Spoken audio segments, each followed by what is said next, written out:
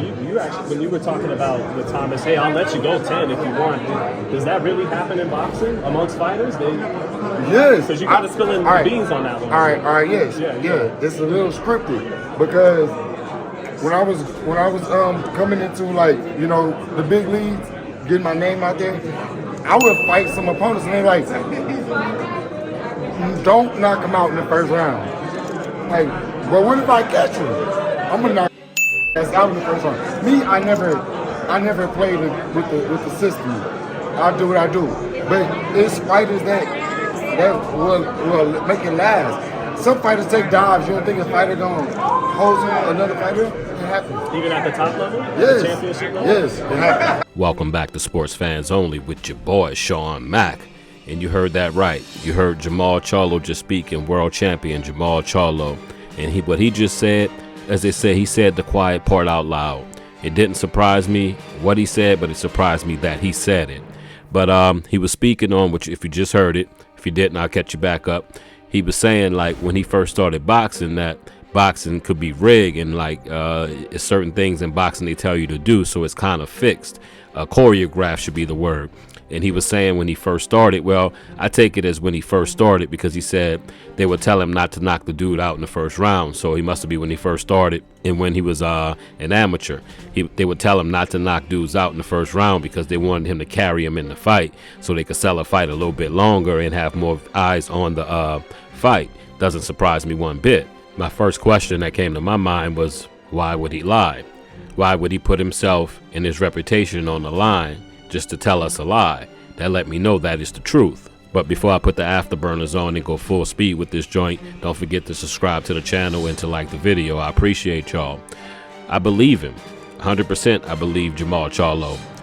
You know, on this channel, I'll have the link in the description box down low, so just look for it. I did an interview with an author of The Fix Is In, The Fix Is In 2, and Grand Larceny. His name's Brian Toohey. And he broke something down to me and my partner. When we were doing the interview, he stopped it and he said, you know what? A lot of people don't know the bylaws of sports. Like, for you to sign up and make a sport, they have to have bylaws and all types of other things. And in it, the bylaw states they just have to provide entertainment. They don't talk about the score. They don't talk about the penalties, the fouls, the things that are hitting below the belt, someone carrying someone. They don't talk about none of that. It just clearly states you just have to provide entertainment.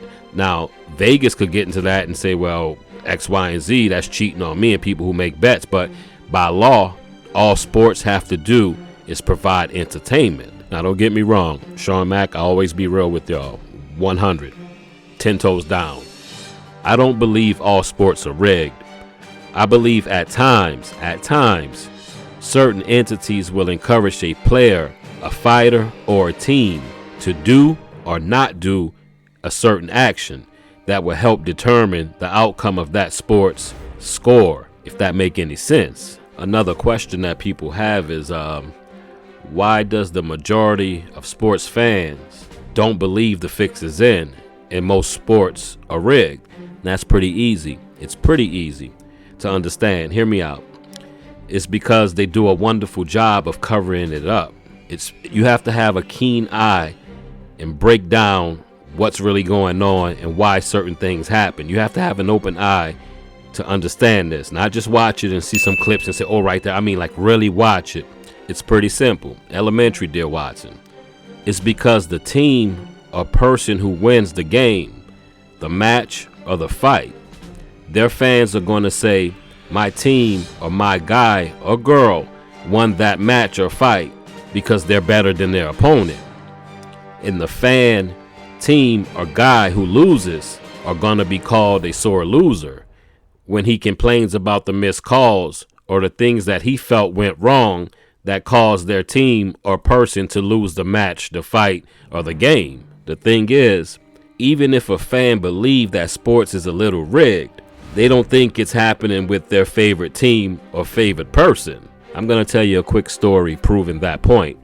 Then I'll let you get on out of here. I appreciate you. Don't forget to subscribe and to like the video. I was a big Kobe Bryant fan.